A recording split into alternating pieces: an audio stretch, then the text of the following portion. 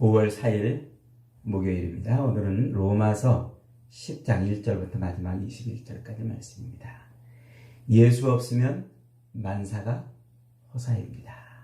예수 없으면 만사가 허사입니다. 러시아 문학의 큰 별 톨스토이가 참회록에서 우리 인생을 이렇게 비유했지요. 인생이란 굶주린 사자를 피해서 독사가 우글거리는 우물로 뛰어들었는데 그 우물에서 낡은 밧줄 하나를 붙들고 있는 것이다. 그런데도 안타깝게도 그 밧줄을 흰 쥐와 검은 쥐가 나와서 번갈아 갉아먹고 있는 것이다. 이렇게 비유를 했어요. 참 얼마나 기가 막힌 비유입니까?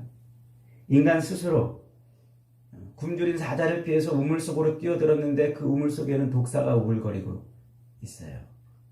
다행히도 밧줄을 하나 붙잡고 있는데 그 밧줄을 흰 쥐와 검은 쥐가 나와서 번갈아 갉아먹고 있다. 어쩔 수 없는 죽음을 향해서 가는 것이라는 거죠.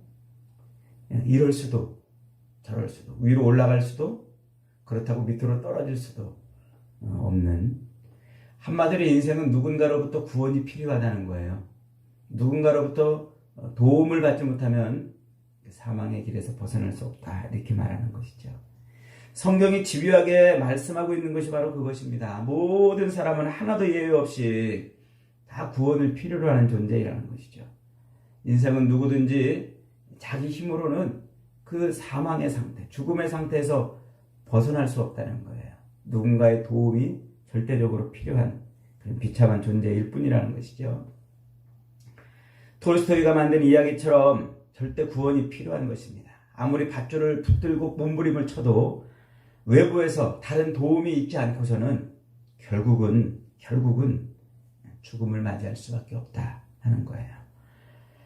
지금 사도 바울이 말하고 있는 것이 바로 그겁니다. 예수 없는 인간의 모든 노력은 허사라는 것이죠. 9장에서 지금 이스라엘 백성들에게 뭐라고 그랬습니까? 그들이 아무리 하나님의 백성이라고 자부해도, 그들이 아무리 율법을 가지고 하나님을 섬기고 성전을 붙들고 사는 그런 나라라 할지라도 그 모든 것이 다 뭐하다는 거예요? 아무 쓸데없다는 거예요. 왜요? 이미 하나님이 그들에게 구원의 씨를 주셨기 때문에 그렇다는 거예요. 그래서 오늘 10장에서도 이렇게 외치는 겁니다. 1절로 2절 같이 보겠습니다. 형제들아, 내 마음에 원하는 바와 하나님께 구하는 바는 이스라엘을 위함이니 곧 그들로 구원을 받게 함이라. 바울이 간절히 바라고 소망하는 게 뭐냐면 이스라엘이 구원을 받게 하기를 원한다는 것이죠. 2절에 내가 증언하노니, 확실히 바란다는 말이에요. 그들이 하나님께 열심히 있었으나 올바른 지식을 따른 것이 아니니라 그랬어요. 지금 바울이 아주 가슴 절절하게 소망하는 바가 뭐냐면 자기 민족 이스라엘이 구원받는 거라는 거예요. 구원받는 거. 지금 이스라엘 백성들, 그들에게는 양제됨과 영광과 언약과 율법을 세우신 것과 예배와 약속들이 있고 조상들도 그들에게서 났고 육신으로 하면 그리스도가 그들에게서 났지만, 그러나 그들에게 뭐가 없다는 거예요? 구원이 없다는 거예요. 구원이. 왜 그럴까요? 3절입니다. 하나님의 의를 모르고 자기 의를 세우려고 힘써 하나님의 의에 복종하지 아니하였느니라. 힘써서 뭐 했다고요? 하나님의 의를 거부했다는 말이에요. 하나님의 의를 배반했다는 말이에요. 그러니까 하나님의 의를 모르니까 열심히 애를 쓰고 노력하고 몸부림친 그것이 뭐라는 거예요? 하나님의 의를 배반한 거라는 거예요. 여러분, 하나님의 의가 뭐라고 그랬습니까? 1장 17절에서 그랬죠? 복음에는 하나님의 의가 나타나서 믿음으로 믿음에 이르게 하나니 기록된 바 오직 의는 믿음으로 말미암아 살리라 함과 같으니라. 이 하나님의 의, 복음에 나타난 하나님의 의가 뭐라고 그랬습니까? 타락한 아담의 타락 이후에 하나님께서는 그 타락한 인간들을 구원하시기 위해서 역사의 수레바퀴를 굴려가시면서 퍼즐 조각을 맞춰가듯이 사건들을 일으키고 사람들을 세우고 나라를 흥하기도 하고 망하기도 하는 그런 모든 이 역사를 이끌어 오시면서 하나님이 만드시려는 게 무엇이었다고 그랬어요? 예수 그리스도의 그 십자가 사건이라고 그랬죠. 그리스도를 십자가에 매달아 죽이는 일이에요. 예수를 십자가에 매달아 죽이시고 부활시키는 그 일을 만들기 위해서 하나님이 어떻게 하셨다고요? 역사를 굴려오셨다고요. 그래서 이 예수 그리스도의 그 십자가 죽으심과 부활이라는 사건을 만들어내기 위해서 역사를 굴려오셨기 때문에 그 역사의 중심에는 누가 있는 겁니까? 예수가 있는 거예요. 예수 그리스도가 역사의 중심에 있는 거죠. 유대인들은 바로 그 하나님의 의, 예수 그리스도를 십자가에 매달아 죽이시고 부활시키시기 위해서 일하신 그 하나님의 일하심, 그 의로우심을 모르는 거예요. 그 오랜 역사 동안 역사를 굴려오시면서 하나님이 참고 인내하고 기다리시면서 예수 그리스도의 십자가 죽으심과 부활을 만들어내기까지 해오신 일, 하나님의 그 의로우신 것을 몰랐다는 거예요. 쉽게 말하면 무슨 얘기입니까? 그 역사의 중심에 예수가 있다는 걸 몰랐다는 거예요. 그래서 그들은 힘써서 열심히 율법을 지켰지만 도리어 그 율법을 지킴이 뭐했다는 거예요? 하나님의 의를 배반한 것, 하나님의 의를 오히려 배반한 것이 되었다고 말합니다. 열심을 내긴 내었지만 바른 지식을 따르지 못한 열심이니까 헛힘을 쓴 거예요. 헛힘을. 그걸 뭐라고 그럽니까? 우리가 무식하다고 그러죠. 여러분, 우리가 뭔가 열심히 막 자기가 알고 있는 지식을 가지고서 열심히 뭔가를 해도 헛힘을 쓰는 일이면 그 무식한 일이 되는 거예요. 미련하다고 그러는 거죠. 미련하다고. 자기들이 행하는 그 일에 대해서 충분히 돌아보고 그것이 진짜 그런가, 그 일을 살펴보지 못했다는 거예요. 그래서 그들이 바른 지식을 갖지 못했다고 그러는데 무엇에 대해서 바른 지식을 갖지 못했다고요? 4절입니다. 4절. 그리스도는 모든 믿는 자에게 의를 이루기 위하여 율법의 마침이 되십니다. 율법의 마침이 되었다는 말은 율법이 할 수 없는 그 일을 이루게 하셨다는 말이에요. 그리스도가 하나님의 의라는 말이에요.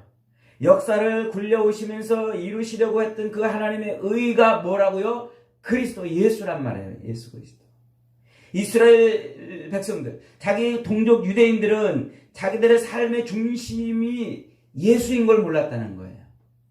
자기들의 삶의 중심이 예수이고 자기들이 예수를 중심으로 삶이 돌아간다는 사실을 몰랐다는 거예요.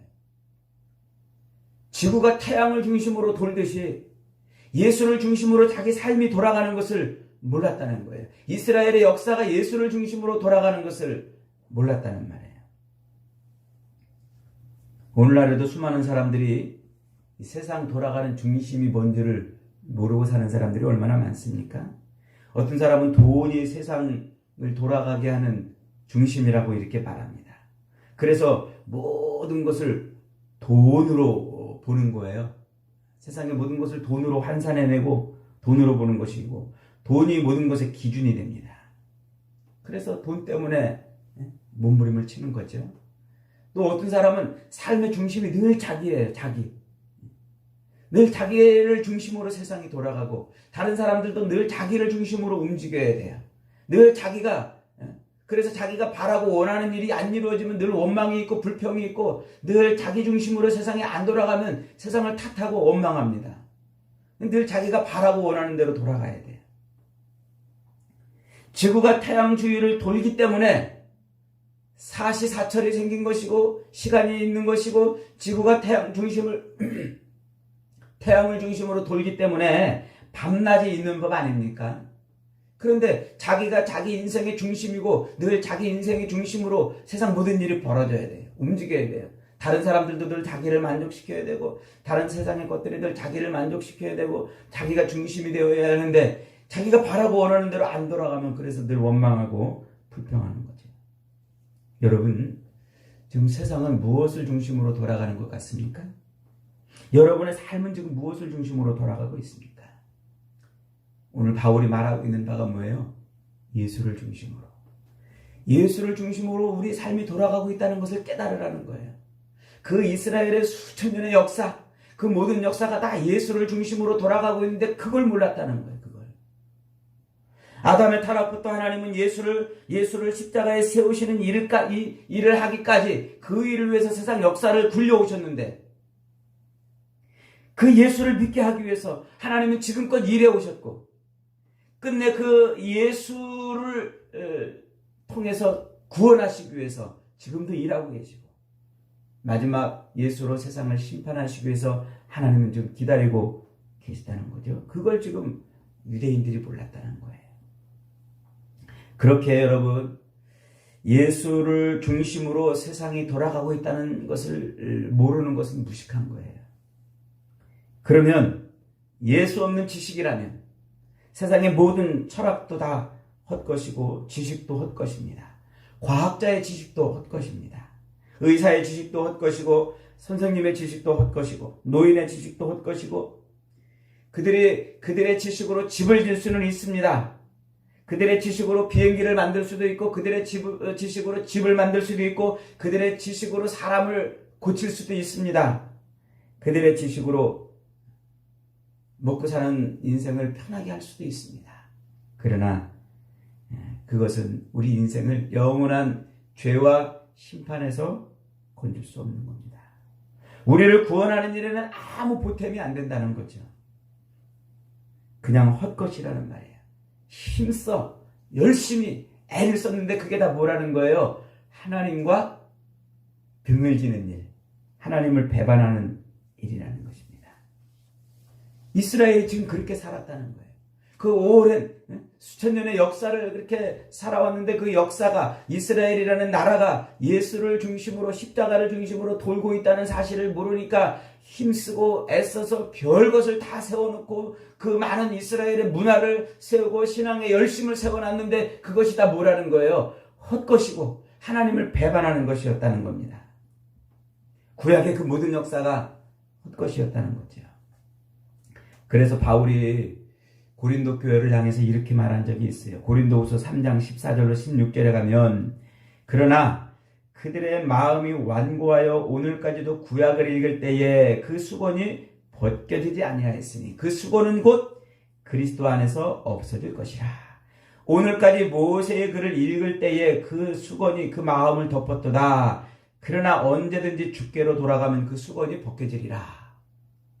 그 뭐예요? 구약 성경, 구약의 그 모든 성경이 다 그리스도 중심으로 돌아가고 있는데 이스라엘이 그 눈에 수건을 두르고 있어가지고 그 그리스도 중심으로 돌아가는 것을 못 봤다는 거예요.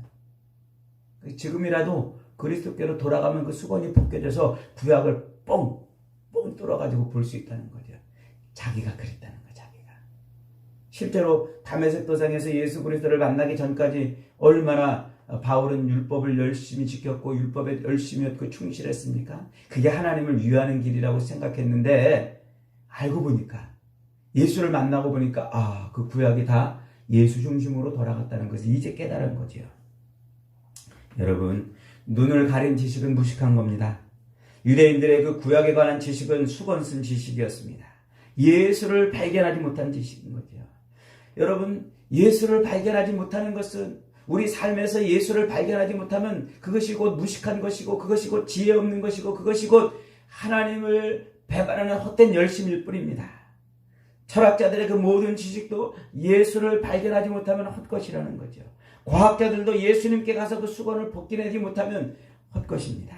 선생들도 그렇고 의사들도 그렇고 모든 지식이 다 예수가 그 안에 없으면 헛것이라는 거예요.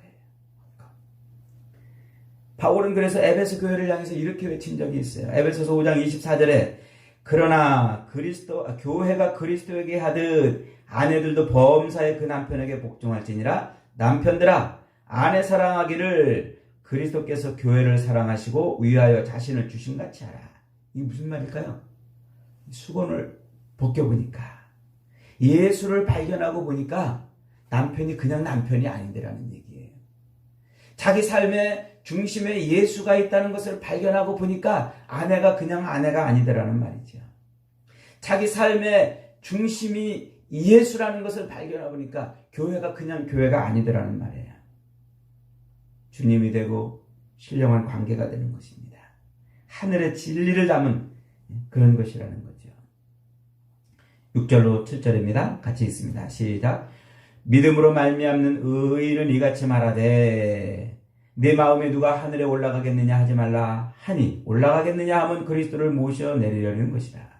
혹은 누가 무적에게 내려가겠느냐 하지 말라 하니 내려가겠느냐 하면 그리스도를 죽은 자 가운데서 모셔 올리려는 것이라. 무슨 얘기예요? 믿음으로 하지 않는 것은 다 망하는 거라는 거예요. 올바른 지식을 따르지 못하는 것은 다 폭망이라는 거죠. 그래서 지금 바울이 이스라엘 유대인들 자기 동족들을 향해서 너희들이 그 예수 그리스도를 발견하지 못하고 행한 그 모든 열심들이 얼마나 열심이었습니까? 율법에 대해서 그들이 정말 열심이었잖아요. 그 모든 열심들은 뭐라는 거예요? 열망이었다는 거예요. 열망은 간절히 바란다가 아니고 열심히 망하는 것이다 하는 뜻입니다. 여러분, 우리가 열심을 내는 것 중요하죠. 세상 역사는 다 열심히 있는 사람들이 만들어냅니다. 열심이 뭡니까? 열심은 아궁이의 불과 같은 것입니다. 불이 있어야 물이 끓습니다. 불이 있어야 밥이 되는 것입니다. 불이 있어야 뭐든지 이루어지는 거죠. 열심이 있어야 우리 인생의 모든 일이 만들어집니다. 그런 미친 듯한 열정, 그 열정을 열심이라고 그러지 않습니까? 그러나 이 열정이 없으면 불 꺼진 아궁이에서 밥이 되기를 기다리는 것 같은 것이죠. 여러분, 그러나 이 열정이 뭐가 없으면 지식이 없으면 망하는 거라는 거예요. 지식이 없으면.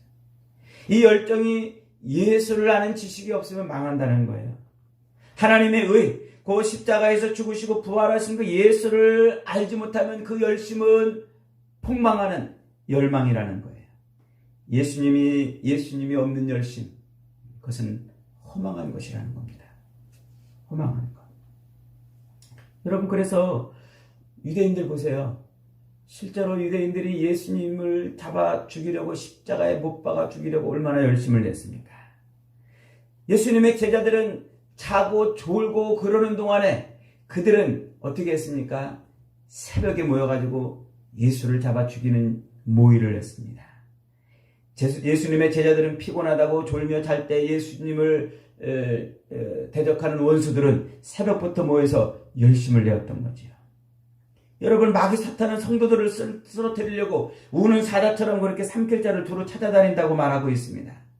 원수들은 그렇게 열심인데 우리들은 지금 얼마나 열심을 내고 있습니까?